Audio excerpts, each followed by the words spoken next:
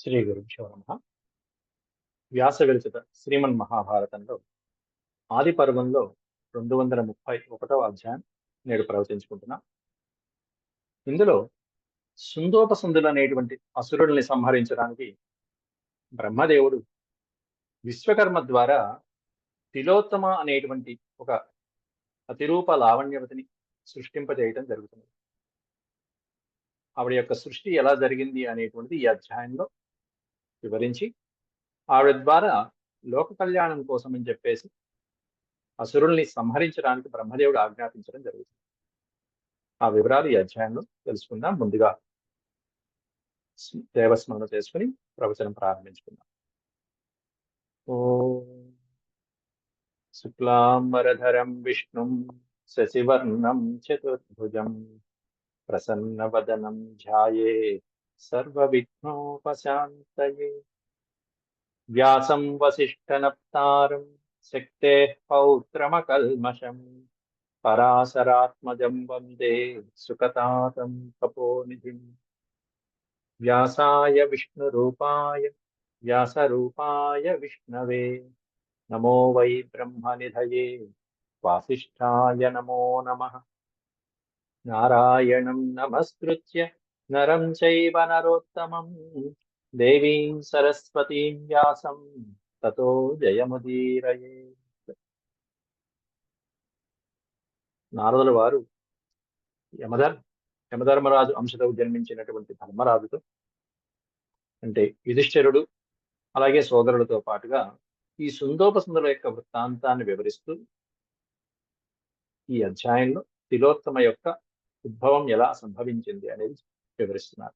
నారదుల వారు చెప్తూ, తతో దేవర్షయః సర్వే సిద్ధాశ్చ పరమర్షయః జగ్ముస్తదా పరమార్తిం దృష్ట్వా తదనం మహత్.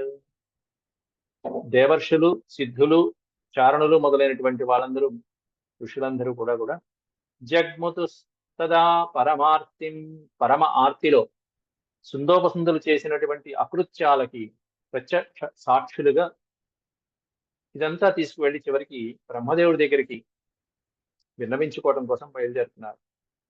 ఎట్లాంటి వాళ్ళందరూ కూడా అంటే జితేంద్రియులైనటువంటి మహర్షులు వాళ్ళందరూ కూడా. వాళ్ళు నిన్నటి ప్రవచనంలో మనం చెప్పుకున్నాం, వాళ్ళ యొక్క శక్తితో శాపం పెట్టడానికి కూడా ముందుకొచ్చారు. కానీ బ్రహ్మదేవుడి యొక్క వరప్రభావంతో ఆ శాపాలు నెరవేరలేకపోయాయి. ఎన్నో కష్టాలు పడ్డారు. మొత్తం ముల్లోకాలను జయించారు వాళ్ళు సుందోపసుందులు. కాబట్టి తే అభిజగ్ముతు జితక్రోధా జితాత్మానో జితేంద్రియా పితామహస్య భవనం జగతః కృపయా తదా. ఇక్కడ భవనం అని ఉండాలి, అక్షరం పోయింది. తే అభిజగ్ముహు జితక్రోధా, క్రోధమును జయించినటువంటి మహర్షులు వాళ్ళందరూ కూడా. జిత ఆత్మానః, ఆత్మజ్ఞానం కలిగినటువంటి వాళ్ళు. జిత ఇంద్రియా, ఇంద్రియాలు జయించినటువంటి వాళ్ళు. అట్లాంటి వాళ్ళందరూ తే అభిజగ్ము, వాళ్ళందరూ కలిసి పితామహస్య భవనం అభిజగ్ము. పితామహుడు అంటే బ్రహ్మదేవుని యొక్క భవనం వైపు, బ్రహ్మలోకానికి పయనమయ్యారు.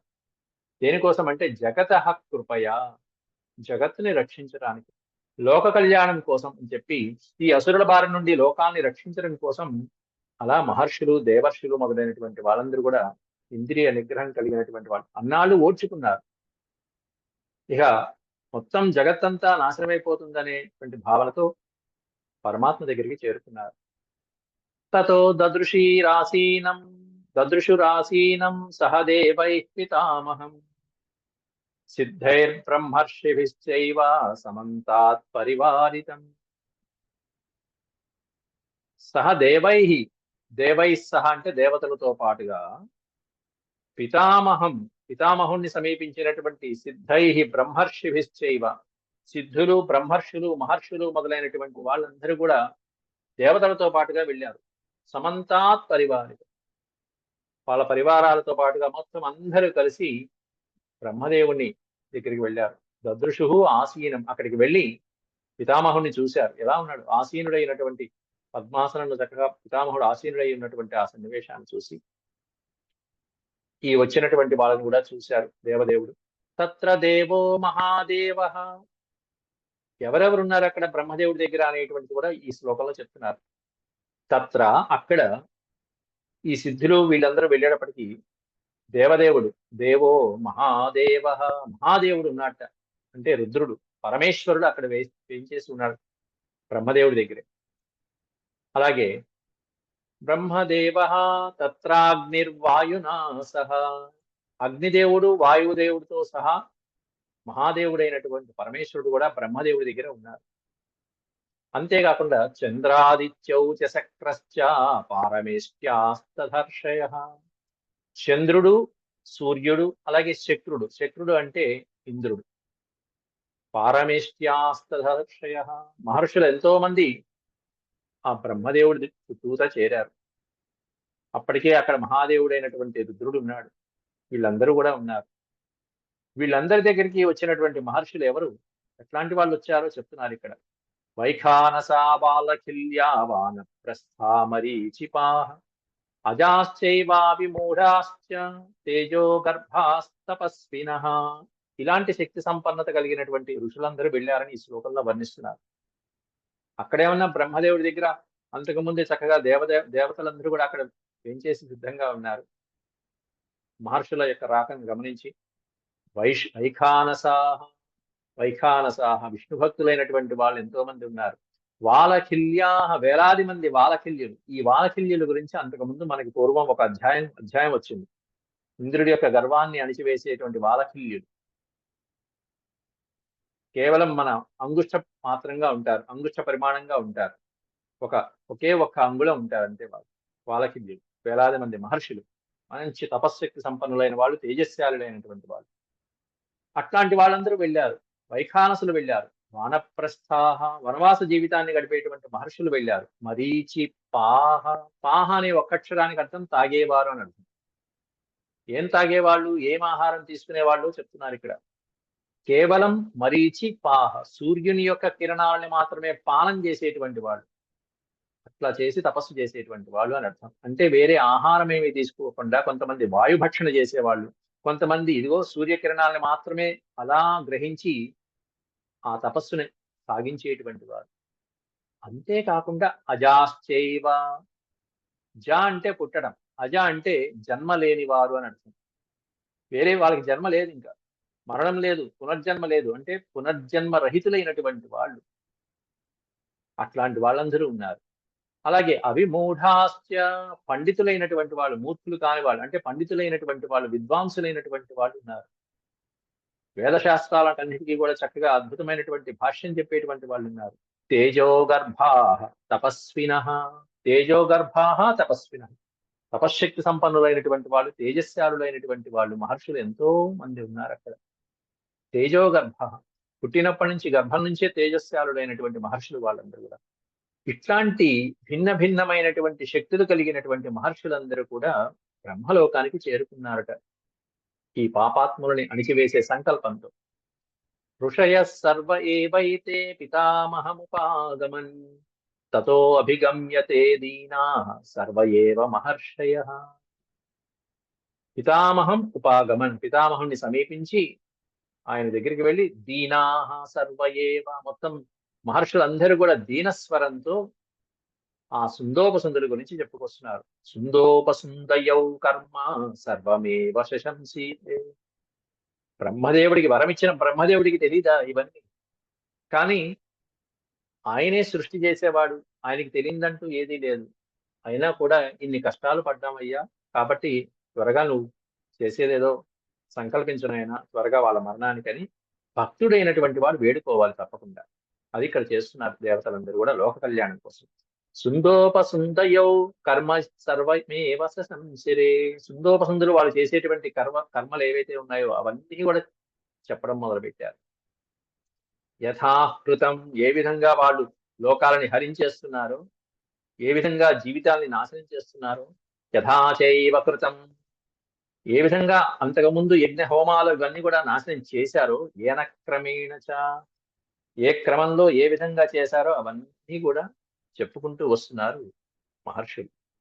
న్యవేదయం స్తతః సర్వమఖిలేన పితామహే, పితామహే అఖిలేన, అఖిలేన అంటే సర్వము మొత్తం అంతా కూడా న్యవేదయం, తతః అక్కడ జరిగినదంతా కూడా చెప్పారు.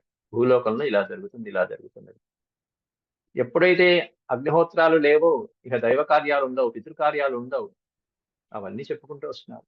తతో దేవగణా సర్వే తే చైవ పరమర్షయ. దేవతాగణాలు కూడా వాళ్ళ దేవలోకాన్ని విడిచిపెట్టేసే వాళ్ళు బ్రహ్మదేవుడి దగ్గర సాంత్వనం పొందుతున్నారు, అక్కడ ఆశ్రయం పొందారు. ఇంద్రాది దేవతలు, చంద్రుడు, సూర్యుడు కూడా అక్కడ కూర్చున్నారు, ఇంకా వాళ్ళ లోకాలు వదిలిపెట్టేసి. కాబట్టి తతో దేవగణా సర్వే సర్వే దేవగణా, మొత్తం సమస్తమైన దేవగణాలు కూడా వాళ్ళ కష్టాలు చెప్పుకున్నారు పితామహుడి దగ్గర. తమేవార్ధం పురస్కృత్య పితామహమచోదయన్ తతః పితామహ శ్రుత్వా సర్వేషాం తద్వచస్తథా. వాళ్ళ యొక్క వచనాలన్నీ కూడా సర్వేషాం శ్రుత్వా విని పితామహుడు వాళ్ళు కూడా తమేవ అర్థం పురస్కృత్య, కాబట్టి ఈ విషయంలో నీవేదైనా చేయి నాయన మహాత్మా అంటూ వేడుకుంటున్నారు వాళ్ళు అక్కడ.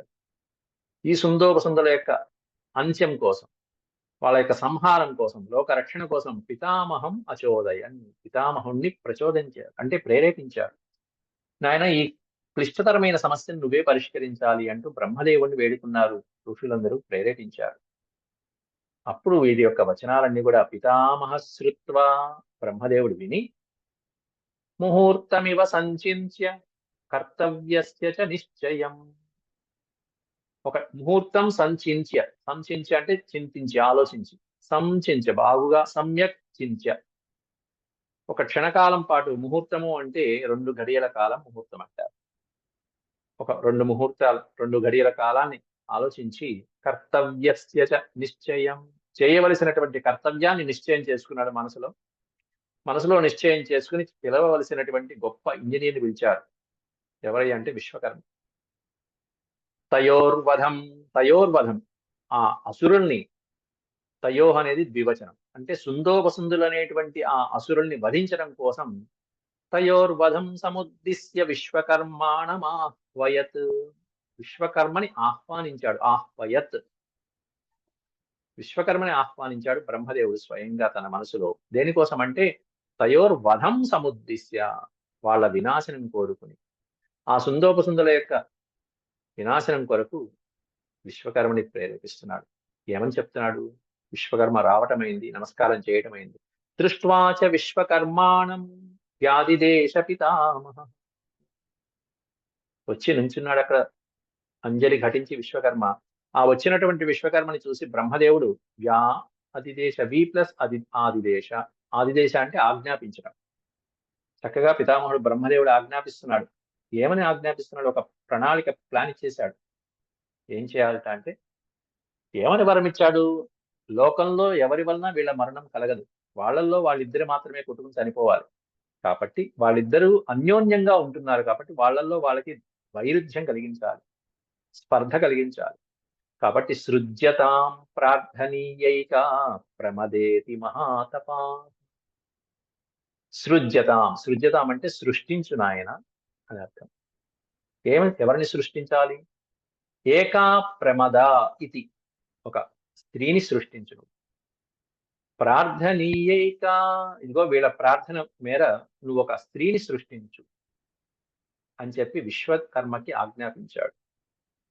ఒక స్త్రీని సృష్టించమన్నాడు. దేనికోసం కోరుకున్నాడు అంటే వాళ్ళిద్దరి మధ్యలో వ్యత్యాసం రావాలి. అంత అన్యోన్యంగా ఉన్నటువంటి రాక్షసులు, అసుర సోదరుల మధ్యలో భేదాభిప్రాయాలు కలగాలి. వాళ్ళల్లో వాళ్ళు కొట్టుకుని చనిపోవాలంటే ఎలాంటి స్త్రీ అయితే తయారు చేయాలో అలాంటి స్త్రీని తయారు చేయాలి ఇక్కడ. వెంటనే అర్థం చేసుకున్నాడు విశ్వకర్మ. పితామహం నమస్కృత్య, పెద్ద ఆయనకి నమస్కారం చేసి తద్వాక్యం అభినంద్యచ, ఆ వాక్యాలని స్వీకరించాడు. ఆయన ఇచ్చినటువంటి ఆజ్ఞని స్వీకరించాడు, అభినందించాడు. బాగుందండి, మీ ఉపాయం బాగుంది అని ఇక కార్యరంగంలో నిమగ్నమైపోయాడు విశ్వకర్మ. అద్భుతమైనటువంటి ఒక శిల్పాన్ని అద్భుతంగా తయారు చేస్తున్నాడు. నిర్మమే యోషితం దివ్యాం చింతయిత్వా పునః పునః పునః పునః చింతయిత్వా, అంటే మాటి మాటికి చక్కటి ఆలోచన చేసుకుంటూ ఒక లక్ష్యం పెట్టుకున్నాము అంటే ఆ లక్ష్యం నెరవేరేంత వరకు దాని మీదే మనసు లగ్నం చేయటం. పునః పునః చింతయిత్వ, మనసులో ధ్యానం చేస్తూ, చింతన చేస్తూ ఒక దివ్యాం యోషితాం నిర్మమే, దివ్యమైనటువంటి స్త్రీని నిర్మించాట. యోషితం అంటే యోషిత అనే పదానికి అర్థం స్త్రీ. దివ్యమైనటువంటి స్త్రీని చక్కగా రూపకల్పన చేశాడు విశ్వకర్మ. ఆమె యొక్క సౌందర్యం త్రిషు లోకేషు యత్కించిత్ భూతం స్థావర జంగమం. ఇక్కడి నుంచి విశ్వకర్మ ఆ స్త్రీని ఎలా నిర్మించాడు, ఎలా సృష్టించాడు అనేది వర్ణిస్తున్నారు ఒక చక్కటి 3 శ్లోకాల్లో. అద్భుతమైనటువంటి వర్ణన. నిర్మమే యోషితం దివ్యాం చింతయిత్వా పునః పునః త్రిషు లోకేషు యత్కించిత్ అద్భుతం స్థావర జంగమం. యత్కించిత్ భూతం అన్నాడు అక్కడ. యత్కించిత్ అద్భుతం అని కూడా అనొచ్చు. సమస్తమైనటువంటి ప్రాణులలో స్థావర జంగమాలు అంటే కదిలేవి కదలనటువంటివి, చర అచరమైనటువంటి ప్రాణులు ఏవైతే ఉన్నాయో ఆ ప్రాణులలోను అని అర్థం. భూతం అంటే అద్భుతం అని వస్తుంది ఇక్కడ. అంటే స్థావర జంగమాలలో అద్భుతమైనటువంటివి ఏవైతే ఉన్నాయో యత్కించిత్ అవన్నిటినీ మేళవించి సమ్మిళితం చేసి ముల్లోకాలలో ఉన్నటువంటి, ఒక్క భూలోకంలోనే కాదు, ముల్లోకాలలో అద్భుతమైనటువంటి స్థావర జంగమాలు, చరాచరాలలో సృష్టిలో అద్భుతమైనటువంటివి ఏవైతే ఉన్నాయో అవన్నీ తీసుకొచ్చాడు. ఆ సామగ్రినంతా తెచ్చాడు. దీంట్లోంచి కొంచెం, దాంట్లోంచి కొంచెం, దీంట్లోంచి కొంచెం తీసుకొచ్చాడు. తీసుకొచ్చి సమానయ దర్శనీయం తత్తదత్ర స విశ్వవిత్. ఆ విశ్వకర్మ మొత్తం వాటినన్నింటినీ సమీకరించి, క్రోడీకరించి దర్శనీయమైనటువంటి అంటే చూడచక్కనైనటువంటి రూప లావణ్యవతి అయినటువంటి స్త్రీని నిర్మించడం జరిగింది. అంతేకాకుండా ఈ నిర్మించినటువంటి ఈ స్త్రీలో విశేషం ఏమిటంటే ఇక్కడ ఈ శ్లోకంలో చెప్పడం జరుగుతున్నది. కోటిశ్చైవ రత్నాని తస్యా గాత్రేణ్యవేశయత్. కొన్ని కోట్ల, కోటిశ అంటే కోట్లాది రత్నాల యొక్క కాంతిని ఆవిడ యొక్క శరీరంలో నిక్షేపించాట. గాత్రే అంటే శరీరం, గాత్రం అంటే శరీరమునందు, గాత్రే సప్తమే విభక్తి. కోటిశ్చైవ రత్నాని, కొన్ని కోట్ల రత్నాలని ఆవిడ యొక్క శరీరంలో నిక్షేపించాడు. అంటే అంత కాంతివంతమైనటువంటి శరీరం ఆవిడ. తస్యా గాత్రే న్యవేశయత్. న్యవేశయత్ అంటే నిక్షేపం చేయడం. ఆవిడ యొక్క శరీరంలో అన్ని కోట్లాది రత్నాలు ఏవైతే ఉంటాయో అన్ని రత్నాలని ఆవిడ యొక్క శరీరంలో నిక్షేపం చేశారట. ఆ రత్నాల యొక్క శక్తి, ఆ కాంతి ఆవిడలో నిక్షేపం అయింది. తాం రత్న సంఘాతమయీం అసృజద్దేవరూపిణి. తాం రత్న సంఘాతం, సంఘాతం అంటే సమూహం, అన్ని రత్నాల యొక్క సమూహాలతో ఇదిగో ఈ దేవరూపం కలిగినటువంటి అద్భుతమైనటువంటి ఈ కాంతని అసృజత్ సృష్టించాడు విశ్వకర్మ. సా ప్రయత్నేన మహతా నిర్మిత విశ్వకర్మణ త్రిషు లోకేషు నారీణాం రూపేణ ప్రతిమాభవత్. అట్లా మహతా ప్రయత్నేన, ఎంతో గొప్ప ప్రయత్నంతో నిర్మించినటువంటి ఈ స్త్రీ, విశ్వకర్మ చేత నిర్మించబడినటువంటి ఈ స్త్రీ త్రిషు లోకేషు నారీణాం, నారి అంటే స్త్రీ, ముల్లోకాలలో ఉన్నటువంటి స్త్రీలలో రూపేణ ప్రతిమాభవత్, రూపంలో సాటి లేనిటువంటి స్త్రీగా పేరు తెచ్చుకున్నది. ముల్లోకాలలో ఈ స్త్రీ అంత రూపలావణ్యవతి ఇంకొక ఎవరూ లేరు అనేటువంటి పేరు ప్రఖ్యాతులు గణించేటువంటి స్త్రీ. అంత గొప్ప ప్రయత్నంతో విశ్వకర్మ చేత నిర్మించబడింది ఆ స్త్రీ. న తస్యా సూక్ష్మమప్యస్తి యద్గాత్రే రూప సంపద నియుక్తా యత్ర వా దృష్టి న సజ్జతి నిరీక్షతాం. చూసినటువంటి వారి కళ్ళు ఆమె యొక్క శరీరం మీద ఎక్కడైతే ఆ దృష్టి పడుతుందో ఆ దృష్టి వాళ్ళు మరల్చుకోలేరుట మళ్ళీ. అట్లాంటి సుందరి ఆ స్త్రీ. న తస్యాహ సూక్ష్మమప్యస్తి యత్ గాత్రే, గాత్రము అంటే శరీరం, గాత్రమునందు ఏ ప్రదేశంలో అయితే వీళ్ళ యొక్క దృష్టి నియుక్తావా దృష్టి, చూసిన వారి యొక్క దృష్టి ఆవిడ యొక్క శరీరం మీద ఏ అంగం మీద అయితే, ఏ శరీర భాగం మీద అయితే పడుతుందో ఆవిడ యొక్క రూప సంపద వలన న సజ్జతి నిరీక్షతాం, ఇక వాళ్ళు ఆ దృష్టిని మరల్చుకోలేరు. ఎంత బాగుందో కదా అంటూ అలా చూస్తూ ఉండిపోతారు. అలా అంతటి సౌందర్యవతి అయినటువంటి స్త్రీని తయారు చేశాడు విశ్వకర్మ. అంటే చూపు మరల్చుకోలేనంత సౌందర్యాన్ని, లావణ్యాన్ని, చూపరుల్ని ఆకట్టుకునేటువంటి, మనసుల్ని ఆహ్లాదపరిచేటువంటి, ఆనందపరిచేటువంటి స్త్రీని తయారు చేశాడు విశ్వకర్మ బ్రహ్మదేవుని యొక్క ఆజ్ఞతో లోక కళ్యాణం కోసం. సా ఆవిడ విగ్రహవతీవ శ్రీ. శ్రీ అంటే లక్ష్మీదేవి.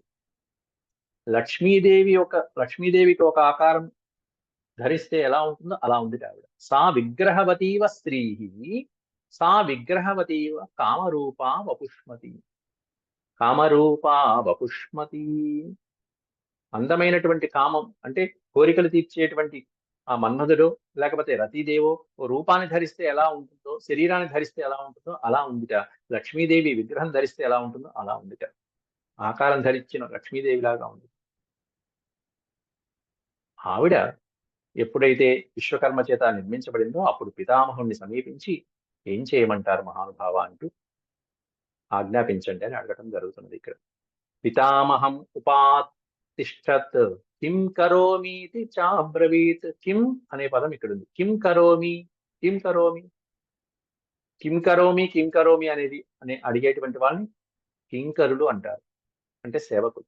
ఏం చేయమంటారు? పని అయిపోయిన తర్వాత ఇంకా ఏం చేయమంటారు, ఇంకా ఏం చేయమంటారు అని అడుగుతూ ఉంటారు.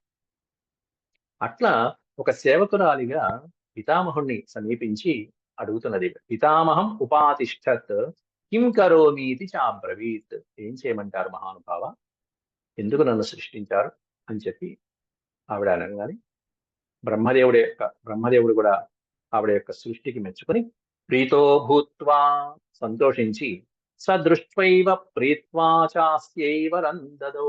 బ్రహ్మదేవుడు ఆవిడని చూడంగానే సంతోషించి ఆవిడికి వరం ఇచ్చాట. ముందు కాంత, ఓ అమ్మాయి, కాంత త్వం సర్వభూతానాం శాస్త్రీయానుత్తమం వపుః. సర్వభూతానాం మొత్తం సమస్తమైనటువంటి ప్రాణులలో ఉత్తమమైనటువంటి శరీరం కలిగిన దానివి నువ్వు. అందమైనటువంటి శరీరం కలిగిన దానివి నువ్వు. సర్వభూతానాం శాస్త్రీయానాం, సమస్త భూతములని ఆశ్రయించినటువంటి వారిలో, శరీరాన్ని ఆశ్రయించినటువంటి వాళ్ళలో అందమైన శరీరం కలిగిన దానివి నువ్వు. అలా పేరు ప్రఖ్యాతులు గణిస్తావు అంటూ వరమిస్తున్నారు ఇక్కడ. సాతేన వరదానేన కర్తుశ్చక్రియయా తదా. సమస్త భూతములలో అందమైన దానివిగా నీవు పేరు గణిస్తావు అని చెప్పి వరమిచ్చిన తర్వాత బ్రహ్మదేవుడు ఆ వరదానంతో కర్తుశ్చక్రియయా తదా, ఇక ఆవిడ చేయవలసినటువంటి పని ఏమిటి అనేటువంటి నిశ్చయించుకుంటున్నది. జహార సర్వభూతానాం చక్షుంషి చ మనాంసి చ. సర్వభూతానాం చక్షుంషి. అంతేకాకుండా బ్రహ్మదేవుడు ఇక్కడ ఇంకోటి వరమిస్తున్నాడు. సర్వభూతానాం చక్షుంషి మనాంసి జహార. అంటే సమస్త ప్రాణుల యొక్క దృష్టిని, మనస్సులని నీవు హరిస్తావు. జహార అంటే హరించడం, అంటే చూడంగానే కూడా వశమైపోతారు. సర్వ ప్రాణులు కూడా నీ దృష్టి, చక్షుంషి మనాంసి, నిన్ను చూడంగానే వాళ్ళ దృష్టి గాని వాళ్ళ మనస్సులు గాని వాళ్ళ దగ్గర ఉండవు, ఇంకా నీపైనే ఉంటాయి వాళ్ళ దృష్టి గాని వాళ్ళ మనస్సులు గాని. అంతటి అందమైనటువంటి రూపం నీది. ఇట్లాంటి రూపం కలిగిన నీవు ఈ రోజు నుంచి ఏమని పిలువబడతావు అనేటువంటి పేరు కూడా ఇక్కడ బ్రహ్మదేవుడే సూచిస్తున్నారు. తిలం తిలం సమానీయ రత్నానాం యద్వినిర్మిత. విశ్వకర్మ ఎలా నిర్మించాడని చెప్పారు పైన. కోట్లాది రత్నాల యొక్క కాంతిని, రత్నాలని నిక్షిప్తం చేసి మరి ఇవిడ యొక్క శరీరాన్ని, దేహాన్ని నిర్మించాలని చెప్పారు. అన్ని కోట్ల రత్నాలు శరీరంలో నిక్షిప్తం చేయడం ఏమిటి, ఎంతెంత రత్నాలవి అనేది ఇక్కడ పరిమాణం కూడా చెప్తున్నారు. ఇక్కడ ఏమనంటే తిలం, తిలం తిలం సమానీయ. తిల అంటే నువ్వు గింజ, ఒక నువ్వు గింజ అంత పరిమాణంలో ఉన్నటువంటి రత్నాలు. అట్లాంటివి కోట్లాది రత్నాలు ఆమె యొక్క శరీర భాగంలో నిక్షిప్తమై ఉన్నాయి.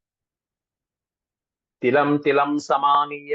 ఒక్కొక్క నువ్వు గింజ అలా అలా అలా కూర్చుకుంటూ పెట్టి, మనం కూడా ఒక హారాలు నెక్లెస్ లో లేకపోతే గాజులో తయారు చేసుకుంటున్నప్పుడు, వజ్రాల హారాలు తయారు చేయించుకుంటున్నప్పుడు, ఆభరణాలు తయారు చేయించుకుంటున్నప్పుడు ఆ కంసాలి కూడా, బంగారం చేత చేసేవాడు కూడా జాగ్రత్తగా వాటిని బంగారం మీద ఒక్కొక్కటి చిన్న చిన్న వజ్రాలు చేసుకుంటూ వస్తాడు, ముక్కు పుడకలోనో దిద్దుల్లోనో. అలా విశ్వకర్మ ఈ యొక్క శరీర భాగాలలో అంత చిన్న నువ్వు గింజంత పరిమాణంలో ఉన్నటువంటి రత్నాలని, కోట్లాది రత్నాలని పొగిడాట. అందులో ఆ శరీరంలో అంతటి కాంతి ప్రక్షిప్తం చేశాడు విశ్వకర్మ. అన్ని రత్నాలతో ఏ శరీరం అయితే నిర్మించబడిందో ఆ నిర్మించినటువంటి కారణంతో నిన్ను తిలోత్తమేతి తస్తస్యా నామచక్రే పితామహ. అందువలన ఈ రోజు నుంచి నీవు తిలోత్తమ అని పిలువబడతావని చెప్పి పితామహుడే నామచక్రే పితామహ. సాక్షాత్ బ్రహ్మదేవుడే పేరు పెట్టాట. తిలం తిలం సమానీయ రత్నానాం యద్వినిర్మిత తిలోత్తమేతి తస్తస్య. తిలోత్తమ అనే పేరు ఎందుకు వస్తుంది అంటే ఉత్తమమైనటువంటి రత్నాలు, అది కూడా నువ్వు గింజ పరిమాణంలో ఉన్నటువంటి రత్నాల చేత నిర్మించబడినటువంటి స్త్రీ కాబట్టి ఆవిడ పేరు తిలోత్తమ అని అయింది. ఆ నామధేయం కూడా పెట్టిన తర్వాత బ్రహ్మదేవుడు బ్రహ్మాణం సా నమస్కృత్య, బ్రహ్మదేవుడికి ఆవిడ నమస్కారం చేసి ప్రాంజలిర్వాక్యమబ్రవీత్, అంజలి ఘటించి ఈ విధంగా అంటుంది. కిం కార్యం మయి భూతేశ. భూతేశ అంటే భూతములకు ఈశుడు, సర్వప్రాణులకి ఈశుడు పితామహుడు. మయి కిం కార్యం, నా సృష్టి వలన ఏం కార్యం జరగబోతున్నది, ఏం చేయమంటారు ఆజ్ఞాపిస్తాడు. ఏనాంస్యేహ నిర్మిత, నా దేహం దేని వలన, ఏ ప్రయోజనం వలన నా దేహం, ఈ దేహం నిర్మించబడింది, ఏం కార్యం చేయమంటారు అనగానే పితామహుడు ఇప్పుడు చెప్తున్నాడు, ఇక వెళ్ళమ్మాయి నువ్వు వెళ్ళరా, ఆ సుందోపసుందులిద్దరి మధ్యలో భేదాన్ని కలిగించు, విభేదాల్ని కలిగించు అంటూ ఆజ్ఞాపిస్తున్నాడు. గచ్చ సుందోపసుందాభ్యాం అసురాభ్యాం తిలోత్తమే ప్రార్థనీయేన రూపేణ కురు భద్రే ప్రలోభనం. హే తిలోత్తమే, భద్రే ఓ సుందరమైన దాన, శుభకరమైన దాన ఓ తిలోత్తమ, సుందోపసుందులు అనేటువంటి అసురులిద్దరి మధ్యలో నీ యొక్క రూప సౌందర్యాల చేత వాళ్ళని ప్రలోభపెట్టు. ప్రలోభనం కురు, వాళ్ళని నీ సౌందర్యం చేత ప్రలోభపెట్టు, ముగ్ధుల్ని చేయి, పరవశింప చేయి. నీ కోసం అని చెప్పి వాళ్ళలో వాళ్ళు భేదం కలగాలి. త్వత్కృతే, త్వత్కృతే అంటే నీ కొరకు, నిన్ను పొందటం కొరకు వాళ్ళిద్దరిలో వాళ్ళు కొట్టుకుని సావాలి. త్వత్కృతే దర్శావేవ రూప సంపత్కృతేన వై విరోధ స్యాత్ యథా తాభ్యాం అన్యోన్యేన తథా కురు. నిన్ను చూడటం కోసం, నిన్ను పొందటం కోసం, నీ రూపం కోసం, నీ లావణ్యం కోసం వాళ్ళిద్దరి మధ్యలో అన్యోన్యేన, అన్యోన్యేన అంటే వాళ్ళిద్దరిలో వాళ్ళలో వాళ్ళే, తాభ్యాం అన్యోన్యేన విరోధ స్యాత్ తథా కురు, వాళ్ళిద్దరిలో విరోధం కలిగేట్టుగా కురు, నువ్వు చెయ్యి. అది ఎందుకంటే వాళ్ళు మాయ, ఈ బ్రహ్మదేవుడి యొక్క మాయ కూడా తెలుసు వాళ్ళకి. ఎందుకంటే సమస్త మాయలు తెలిసినటువంటి వాళ్ళు, అది బ్రహ్మదేవుడు ఇచ్చినటువంటి వారని. కానీ ఈవిని చూసేటప్పటికి వాళ్ళని మించినటువంటి మాయతో నిర్మించాడు ఇక్కడ విశ్వకర్మ. అది విశ్వకర్మ యొక్క గొప్ప చాకచక్యం.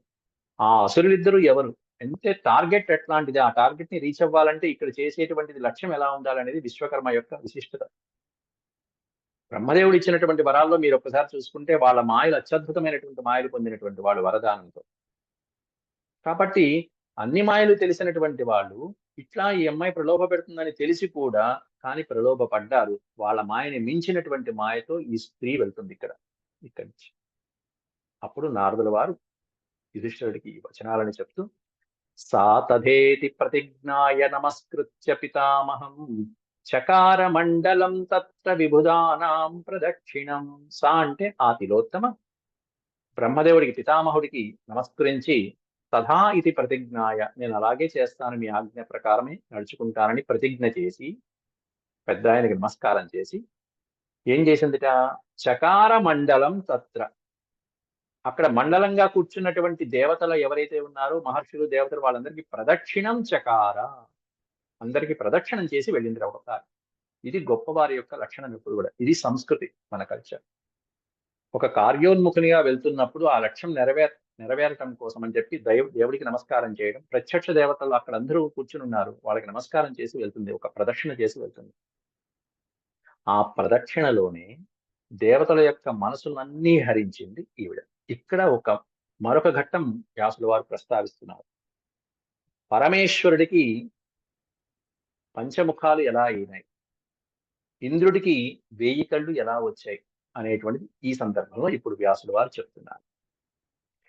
ఆ ప్రదక్షిణ చేస్తున్నప్పుడు బ్రహ్మదేవుడి దగ్గర నుంచి ఒకసారి దక్షిణం వైపుకి అలా తిరిగింది. దక్షిణం వైపు నుంచి మనం ప్రదక్షిణ చేసేటప్పుడు మళ్ళీ ఉత్తర దిక్కుకు చేరుకుంటాం, తూర్పు దిక్కుతో మొదలుపెట్టి అవన్నీ ఇక్కడ వివరిస్తున్నారు. ఇక్కడ ప్రాంగ్ముఖో భగవాన్స్తే దక్షిణేన మహేశ్వర.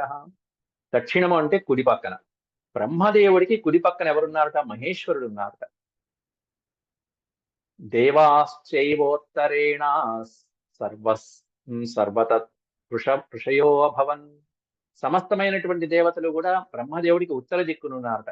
దేవతలు గాని ఋషులు మొదలైనటువంటి వాళ్ళని. దక్షిణం అంటే కుడి పక్కనే ఉన్న మహేశ్వరుడు ఉన్నాడు, ఎడమ పక్క ఏమన్నా వామ భాగంలో బ్రహ్మదేవుడికి ఎడమ పక్కన ఏమన్నా ఉత్తర భాగంలో మొత్తం అందరూ దేవతలు ఋషులు ఉన్నారు.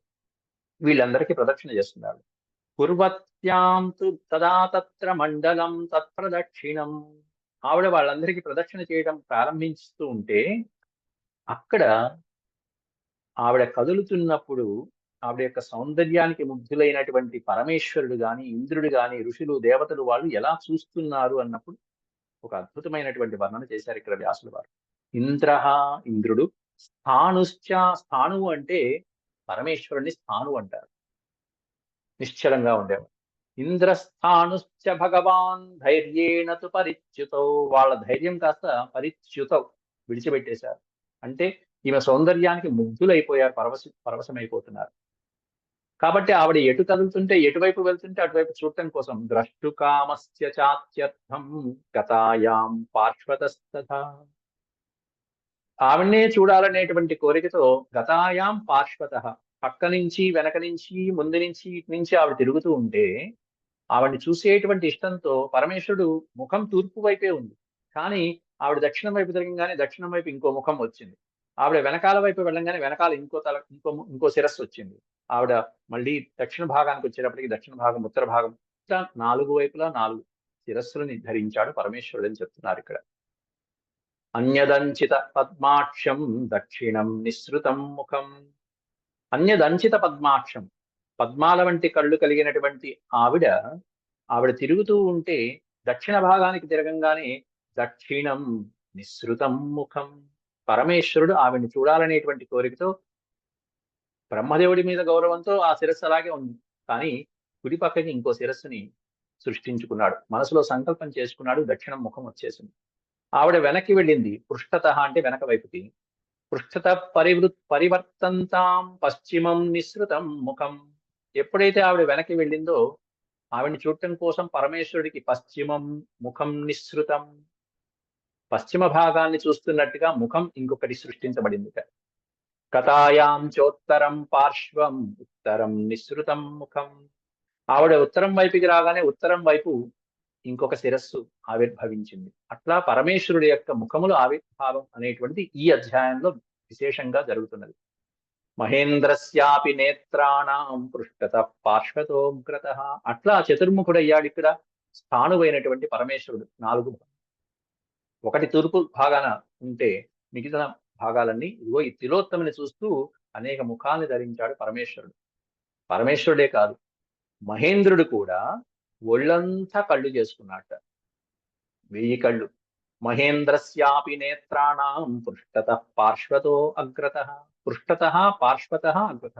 పార్శ్వత అంటే ఇరుపక్కల, ముందు గాని, ఇరుపక్కల గాని, వెనక గాని అలా కదులుతున్నప్పుడు ఆవిడ ప్రదక్షిణ చేస్తున్నప్పుడు అనేకమైనటువంటి నేత్రాలని సృష్టించుకున్నట్ట దేవేంద్రుడు.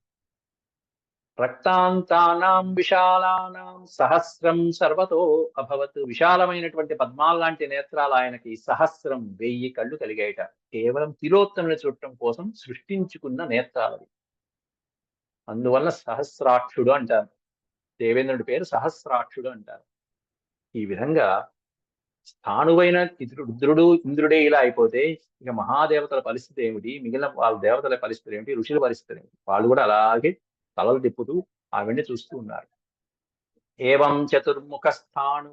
ఈ విధంగా స్థాణువైనటువంటి రుద్రుడు చతుర్ముఖుడయ్యాడయ్యా ఈ సందర్భంలో. మహాదేవో అభవత్పురా తథా సహస్రనేత్రశ్చ బభూవ బలసూదన. బలసూదనుడే దేవేంద్రుడు ఈ సందర్భంలో సహస్రనేత్రుడయ్యాడు అని, వాళ్ళకి ఎలా ఆ చతుర్ముఖాలు వచ్చాయి, సహస్రనేత్రంలో వచ్చాయనే సందర్భం ఇక్కడ విస్తరంగా చెప్పబడింది. తథా అదే విధంగా దేవనికాయానాం మహర్షీణాం చ సర్వశః. నికాయానాం అంటే దేవతల దగ్గర నుండి ఆమె తిరుగుతున్నప్పుడు మహర్షులందరికీ కూడా ఈ విధమైనటువంటి భావనలే కలిగాయి. ఆవిడ్ని చూడాలి అనే తపన కలిగింది. అలా చూస్తూ ఆవిడ వైపే అలా చూస్తూ తలకాయ తిప్పుతున్నారు. ముఖాని చాభ్యవర్తంత ఏన యాతి తిలోత్తమ. తిలోత్తమ ఏన యాతి. ఎవరి దగ్గర నుంచి అయితే తిలోత్తమ అలా వెళ్తుందో ప్రదక్షిణ చేస్తూ వాళ్ళు ఆవిడనే చూసుకుంటూ దాటేంత వరకు అలా కనుచూపు అంటే చూడగలిగినంత పర్యంతము వాళ్ళు చూస్తున్నారు. ఎంత దూరం వెళ్తుందో ఆవిడ అంత దూరం అలా చూస్తూ ఉండిపోయారు. తస్యా గాత్రే నిపతిత, ఆవిడ యొక్క శరీరం మీద పడినటువంటి దృష్టి అలా నిలిచిపోయిందంటే. తస్యా గాత్రే నిపతితా దృష్టి తేషాం మహాత్మానం సర్వేషామేవ భూయిష్టం మృతే దేవం పితామహం. అక్కడ ఉన్నటువంటి వారందరిలో ఒక్క ఆయన మాత్రమే ఆవిడ్ని చూడలేదుట. మిగతా వాళ్ళందరూ చూశారట. ఎవరై అంటే ఋతే దేవం పితామహం. ఋతే అనే పదానికి అర్థం తప్ప అని అర్థం. పితామహం ఋతే, దేవదేవుడైనటువంటి తాతగారైనటువంటి ఆ బ్రహ్మదేవుడు తప్ప సర్వేషామేవ మహాత్మానం, సమస్తమైన దేవతలు కూడా ఆవిడ యొక్క శరీరం మీద దృష్టి నిలిపి ఆవిడ సౌందర్యానికి ముగ్ధులైపోయారట. అట్లాంటి సృష్టి చేశాడంటే విశ్వకర్మ ఎంత గొప్పవాడో చూడండి. అంటే ఆ లక్ష్యం నెరవేర్చడానికి అట్లాంటి ఆ సుందోపసుందరిని సంహరించాలంటే లక్ష్యం ఎంత అద్భుతంగా ఉండాలో అంత అద్భుతమైనటువంటి సృష్టి చేశాడు ఇక్కడ పరమాత్మ. విశ్వకర్మ ద్వారా చేయించాడు బ్రహ్మదేవుడు. గచ్చం త్వాం తు తయా సర్వే దేవాశ్చ పరమర్షయ, దేవతలు ఋషులు మొదలైనటువంటి వాళ్ళందరికీ వెళ్ళండి అని చెప్పి మీ మీ స్థానానికి వెళ్ళండి అని చెప్పారు. కృతమిచ్చేవ తత్కార్యం మేనిరే రూప సంపద, ఆవిడ యొక్క రూప సంపదలకి ముగ్ధులైపోయారు అందరూ. తప్పకుండా ఈవిడ యొక్క రూప సౌందర్యానికి కృతం ఇత్తి ఏవ, పని సాధించుకొస్తుంది ఈమె అనే నిశ్చయంతో ఉన్నారు. తిలోత్తమాయాం తస్యాంతు గతాయాం లోకభావన కృతం కార్యమితి శ్రీమాన్ అబ్రవీచ్చ పితామహ. ఆ తిలోత్తమ వెళ్తున్నప్పుడు పితామహుడే స్వయంగా అనుకున్నట్ట. ఏమని? కార్యం కృతం, నేను చేయవలసిన కార్యం చేసేసాను, తప్పకుండా ఈవిడ అనుకున్న పని సాధిస్తుంది అని చెప్పి బ్రహ్మదేవుడే అనుకున్నాడు. సర్వాన్ విసర్జయామాస దేవాన్ ఋషిగణాశ్చతాన్, దేవతల్ని ఋషిగణాలని ఇక ప్రశాంతంగా వెళ్ళి రమ్మని ఆజ్ఞాపించాడు బ్రహ్మదేవుడు. ఆ తర్వాత తిలోత్తమ వెళ్ళిన కార్యం ఎలా సాధించింది అనేది వచ్చే అధ్యాయంలో చెప్పుకుందాం. ఇది శ్రీమన్మహాభారతే ఆది పర్వణి విదురాగమన రాజ్యలాభ పర్వణి 31-ద్విశతమోऽధ్యాయ సమాప్త. ఓం శాంతి శాంతి శాంతి. యదక్షరపదభ్రష్టం